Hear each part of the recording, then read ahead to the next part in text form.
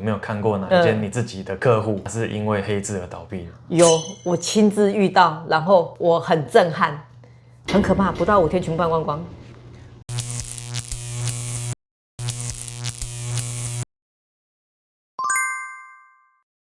大家好，欢迎来到工业诊疗室，我是工厂医生如玉，我是工厂诚实说的阿成。我们好久不见，今天要来聊聊什么呢？今天呢，我们有收到有人私讯问我们说黑字倒闭，这黑字倒闭是什么意思啊？我们有听过那个财政赤字，但是好像没有听过财政黑字哦。财政黑字不用讲啊，因为正常企业营运就是要黑字嘛，就是黑字表示营运是好的，是正向正值啊，以Excel来看也是正值，对的哈。然后如果是红字的时候，财政赤字啊，你如果Excel跑出来那个负数有没有？它就是一个叫括号，然后不然就是出现红色的字。那简单来就是你的财务不理想，出现了负值了。比如说损益表最后本期盈余最后出现了负值，所以那个叫红字啊。红字倒闭叫正常啊，红字本就会倒闭嘛，对不？对。但是黑字倒闭就是个奇怪的事情啊。重点是为什么我是营运正常，就是我有订单，那我们为什么会倒闭？这个故事就是之前跟他讲过，就是现在从财务报表来看，就是我们一般比较注意的是那个损益表跟资产负债表，对，但是它的时间点是不一样的。损益表是这个月完成之后的结果，然后那个资产负债表又是更后面的事情。但有一件事情会影响你倒闭的是，我讲的是那个叫现金流。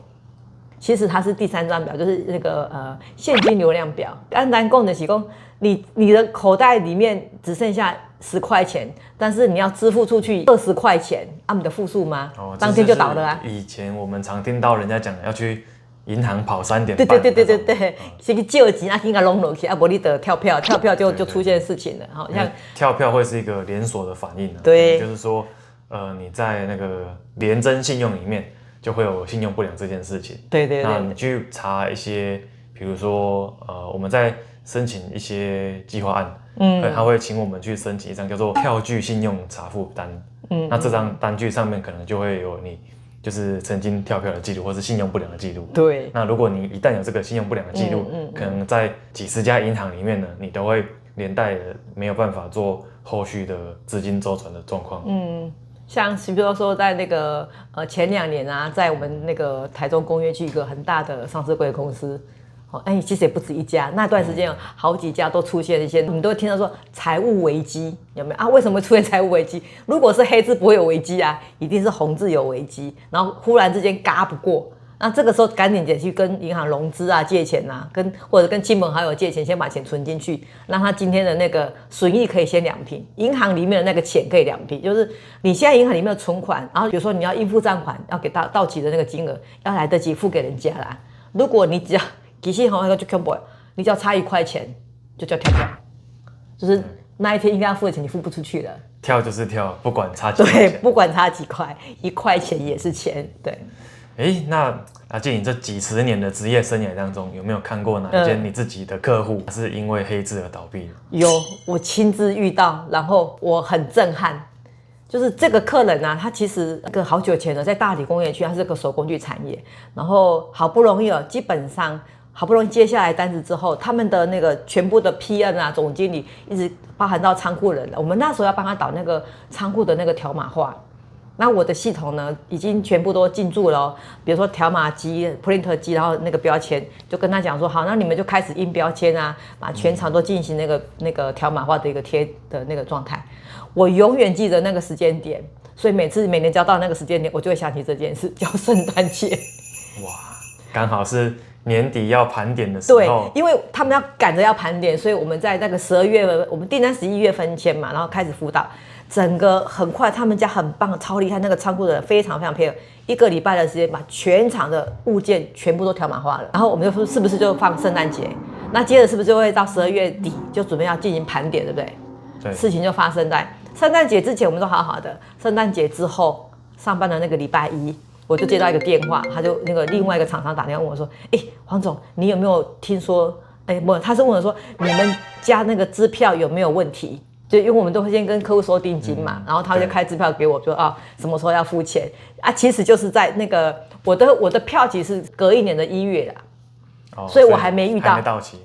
那他是12月25号的票期，是不是圣诞节？所以隔天是不是就要付账？银行就要付账给供应商嘛？兑现，他兑现不了，然后银行通知他你这张票那个没有兑现，他就赶紧问我，然后说我没有收到这个讯息。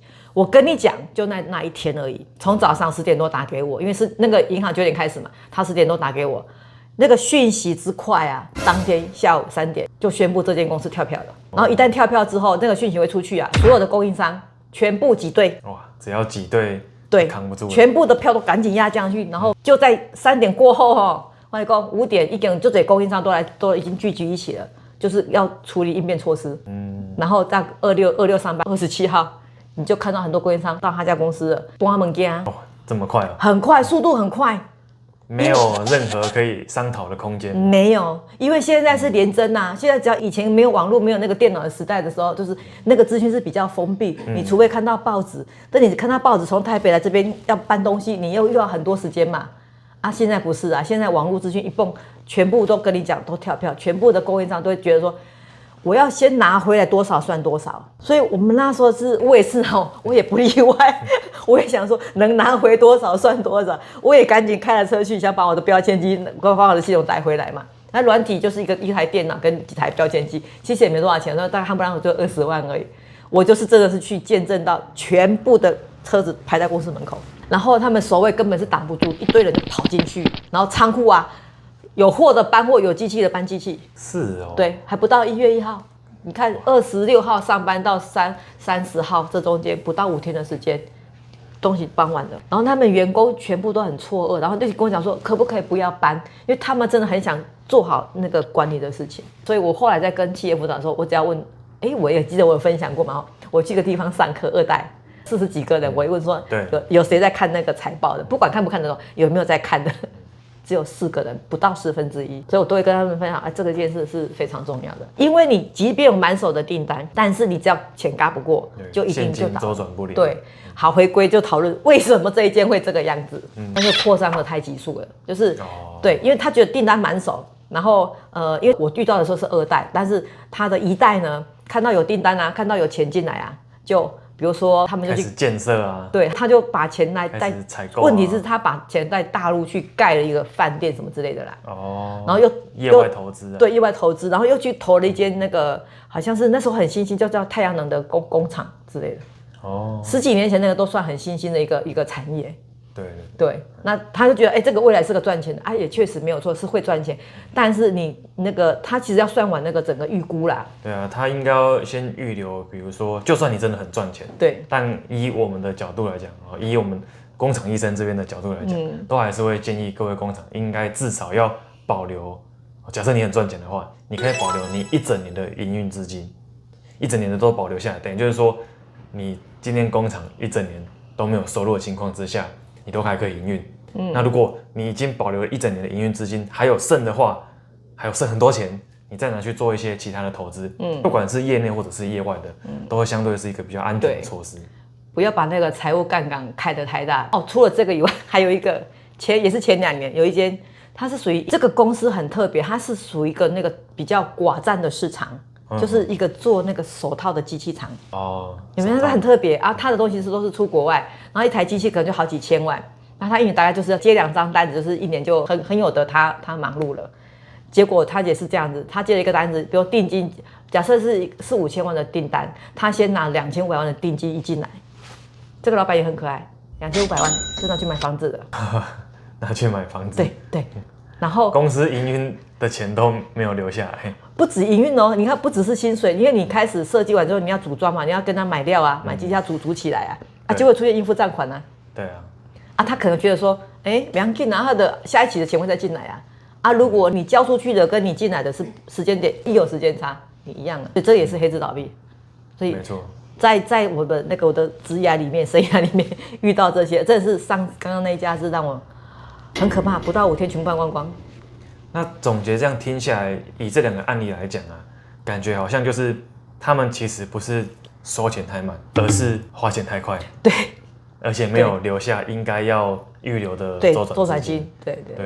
那有没有一种情况是，就是他虽然也是订单满手，但是他其实钱都没有收进来，然后又有很多的账款要付这种的情况？哦，也会，但是因为如果应该讲哦，如果你有订单，其实订单还不会出现在你的损益表里面，因为那个损益表里面的销货收入是以销货要卖出去为主哦，有卖出去才要开发票嘛，所以当你有订单的时候，而你还没有收到定金款，你没有 income 嘛，但是你那时候就以为说你这个订单是成的啊，也有人这样子啊，就赶紧去买东西了啊，最后这个订单最后它其实并没有成。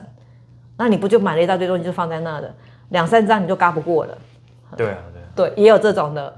所以我因为看过很多，所以我就会很坚持说，我必须得收到定金才做什么事情。那像这种东西啊，其实 ERP 有一些功能可以设定啊，只是很多人不知道怎么用它。以后有机会在工厂优班再跟大家分享说这个地方怎么使用它，避免造成这种错误。太厉害了，怎么聊都可以再拉回到 ERP 的管理。虽然我不卖 ERP， 但是我觉得它是营运的核心啊，所以我很推荐企业如果还没有这种数位化的管理营运管理工具，真的是要思考一下，因为它可以让你更好的使用这些信息，还有包括你有系统的时候，我不是讲嘛，你的应收应付这边弄好，你把那个报表随时来看它是很好的。没错，尤其是工厂的2、3代，要回来接班了，一定要搞懂财务报表，对，看懂里面的资讯，每一个会计科目的余额合不合理、正不正常的，这个都是我们要定期去检视的地方。因为如果那个科目的金额不正常，然后你也没有去看，也没有发现到，那有可能这就是下一个未爆弹。对，没错，所以我们企业搞半天，企业第一条，企业以永续经营为目的嘛，怎么样永续经营？要赚钱啊！对，财报很重要，请大家一定要注意这件事。好，那感觉我们今天真的是聊了满满的财务管理呢。对。那我们今天这一集的内容呢，就先到这边。如果喜欢的话呢，请帮我们按赞、订阅、开启小铃铛，记得帮我们分享哦。对，还想要听什么样的话，可以留言告诉我们哦。拜拜，下次再见哦，拜拜。